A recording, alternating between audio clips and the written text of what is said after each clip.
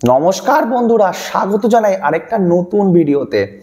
অনেকেরই ইচ্ছা থাকে বা অনেকেরই জানার ইচ্ছা আছে যে কত টাকা আমার কাছে থাকলে আমি ফিনান্সিয়ালি ফ্রি হয়ে যাব, অর্থাৎ কাজবাজ করা সব বন্ধ করে দেবো, সেই টাকা দিয়ে বসে বসে খেতে পারবো। অর্থাৎ যে টাকাটা জমাবো সেই টাকা দিয়ে বসে বসে খেতে পারবো। কিন্তু কত টাকা জমাতে হবে যাতে আমি বসে বসে খেতে পারি, যেটাকেই বলা হচ্ছে ফিনান্সিয়ালি ফ্রি। কত টাকা থাকলে আমি ফিনান্সিয়ালি ফ্রি হব বা আর্লি রিটায়ারমেন্ট, মানে তাড়াতাড়ি রিটায়ারমেন্ট নিয়ে নেব। তো কত টাকা হতে হবে, এইটা একটা বিশাল বড় প্রশ্ন, যে কত টাকা হওয়াটা জরুরি এই ফিনান্সিয়ালি ফ্রি হওয়ার জন্য, অর্থাৎ বসে বসে খাওয়ার জন্য। এক কথায় বাঙালি হিসাবে বসে বসে খাওয়ার জন্য কত টাকা মোটামুটি অ্যাপ্রক্স জরুরি।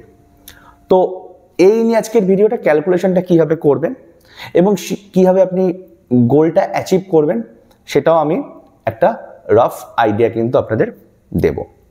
তো অনেকেই চায় আর্লি রিটায়ারমেন্ট করতে, অর্থাৎ তাড়াতাড়ি করে একটা ফিনান্সিয়াল একটা ওয়েলথ ক্রিয়েট করে নিতে, এবং যার ফলে কি হয় না, বেশি বয়স পর্যন্ত তাদের কাজকর্ম হেডেক নিতে হয় না, তারপরে সে লাইফটাকে এনজয় করতে পারে বা rest of the life happy থাকতে পারে। তো সেই ক্ষেত্রে আপনাকে সবার আগে জানতে হবে যে কত টাকা, অর্থাৎ গোলটা কত টাকা আপনাকে অ্যাচিভ করতে হবে, টার্গেটটা কি আপনার, অর্থাৎ ফিনান্সিয়াল টার্গেটটা কত হতে হবে। তো সেইটা আপনাকে সবার আগে ক্যালকুলেট করতে জানতে হবে। তাই এই ভিডিওতে আমি বলে দিচ্ছি কী করে ক্যালকুলেট করবেন, কী করে হিসাব করবেন।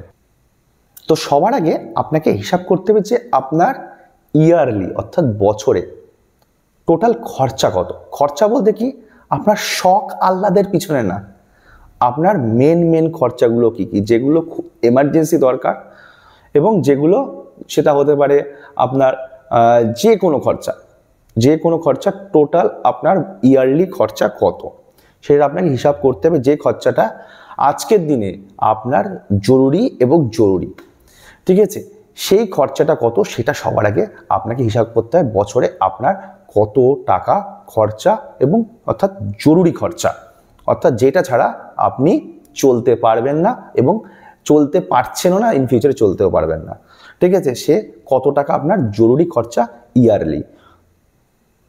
তো বছরে কত টাকা খরচা হবে সেটা তো হিসাব করে নিলেন। এবার সেই টাকাকে আপনি 30 দিয়ে গুণ করবেন, মাল্টিপ্লাই বাই 30, ওকে, মানে ইনটু করবেন 30 দিয়ে, সেটাই আমি বলতে চাইছি।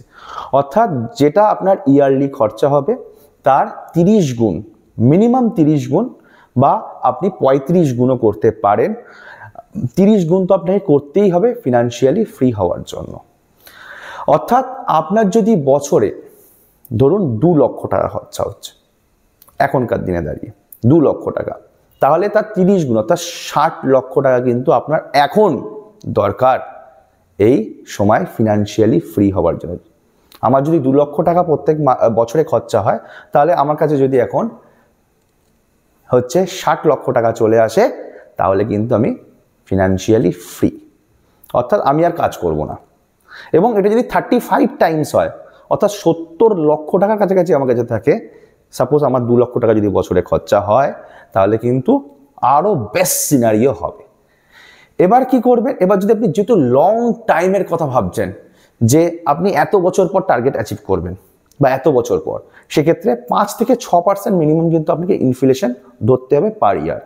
5 থেকে 6% পার ইয়ার কিন্তু জিনিসের পত্রের দাম বাড়বে, অর্থাৎ ইনফ্লেশন, অর্থাৎ মুদ্রাস্ফীতি হবে, সেইটা ভেবে কিন্তু আপনাকে এগাতে হবে। অর্থাৎ 5 থেকে 6% প্রত্যেক বছর কিন্তু আপনার খরচাও বাড়বে, ঠিক তেমনি আপনার যে ফিনান্সিয়ালি ফ্রি হওয়ার জন্য যে অ্যামাউন্ট অফ মানি, যে টাকাটা, সেটাও কিন্তু প্রত্যেক বছর 5 থেকে 6% হারে কিন্তু বাড়বে। সেটা কিন্তু আপনাকে ধরে চলতে হবে। আজকের দিনে দাঁড়িয়ে কত টাকা দরকার সেটা আপনি হিসাব করতে পারবেন। হ্যাঁ, এবার যদি 20 বছর পরে সেটা কত হবে সেটা আপনি হিসাব করে নেন। ইনফ্লেশন 5 থেকে 6% মিনিমাম কিন্তু ধরতে হবে, যদিও এটা বেশি। মেডিকেলে দেখা গেছে 14 থেকে 15% ইনফ্লেশন, মেডিকেলের জিনিসপত্র যেরকম ওষুধপত্র, ঠিক আছে, মেডিকেলের যে খরচা যেটা বাড়ছে, ঠিক আছে, এবং আমাদের মেন জিনিস 10% কাছে ইনফ্লেশন। তো মিনিমাম থেকে 5 থেকে 6% ইনফ্লেশন সরকারি হিসাবে যেটা চলছে বা চলে, সেটা কিন্তু আপনাকে ধরতে হবে, ওকে, অন আ থাম্ব রুল। তো আপনার অ্যানুয়াল খরচা 30 থেকে 35 গুণ টাকা ধরুন চলে আসলো। এবার কি করবেন?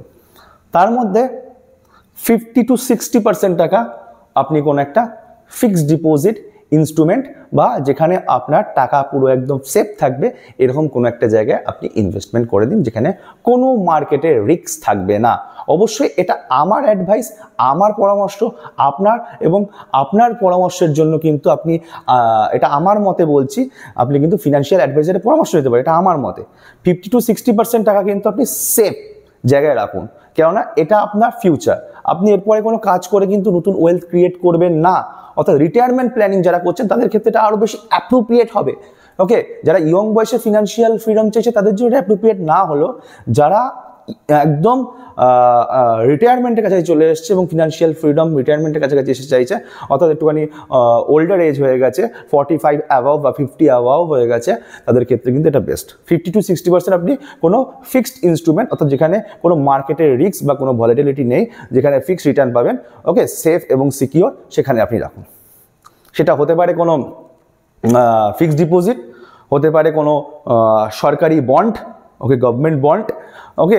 অবশ্যই কোনো কর্পোরেট বন্ডে রাখার কিন্তু আমি রেকমেন্ড করব না, হ্যাঁ। আর যদি বা রাখেন তাহলে AA রেটিংয়ের উপরে রাখবেন, ওকে, সেই বন্ডগুলো কিনবেন। এবং আমি ফিক্সডেই রাখার এবং ফিক্সড এবং সিকিওর জায়গায় রাখা 50 to 60% আমি রেকমেন্ডেশন করবো আমার মতে, ওকে। অবশ্যই আপনি এই ইনভেস্টমেন্ট করার আগে আমি সবসময় বলি ফিনান্সিয়াল অ্যাডভাইজারের পরামর্শ নিয়ে নেবেন। আর বাকি টাকাটা আপনি কোনো হাইব্রিড মিউচুয়াল ফান্ডে রাখুন, বাকি টাকাটা সেখান থেকে SWP করে নিন, প্রত্যেক মাসে একটা টাকা আসতে থাকবে, সেই টাকা দিয়ে কিন্তু আপনার ডেলি নিড বা মান্থলি যে খরচা সেটা কিন্তু আপনি চালান। এইভাবে কিন্তু আপনি আপনার যে ফিনান্সিয়ালি ফ্রিডম বা আর্লি রিটায়ারমেন্টের প্রোগ্রাম কিন্তু আপনি করতে পারেন। এবং SWP সিস্টেমেটিক উইথড্রল প্ল্যান নিয়ে কিন্তু আমি একটা আলাদা ভিডিও করব, সেই ভিডিওটা খুব তাড়াতাড়ি আসতে চলেছে এই চ্যানেলে। তো এর জন্য অবশ্যই চ্যানেলটাকে সাবস্ক্রাইব করতে ভুলবেন না। আর এই গোল, এই যে 30 থেকে 35 গুণ টাকা যেটা ফিনান্সিয়ালি ফ্রি হওয়ার জন্য, সেটা কীভাবে অ্যাচিভ করবেন সেটা নিয়েও খুব তাড়াতাড়ি ভিডিও আসছে এই চ্যানেলে। তো ফিনান্সিয়াল এবং ফিনান্সিয়াল অ্যাডভাইসের জন্য, বিভিন্ন রকম তথ্যের জন্য, ফিনান্সিয়াল এডুকেশনের জন্য এই চ্যানেলকে সম্পূর্ণ বিনামূল্যে সাবস্ক্রাইব করতে ভুলবেন না। আর যারা ফেসবুক থেকে দেখছেন তারা অবশ্যই ফলো করে দিন। আর ইনভেস্টমেন্ট করার আগে আপনার ফিনান্সিয়াল এক্সপার্টের পরামর্শ নিয়ে নিন। Thank you so much for watching. দেখা হচ্ছে খুব তাড়াতাড়ি আরেকটা ইন্টারেস্টিং এবং নলেজেবল ভিডিও নিয়ে। Thank you so much for watching.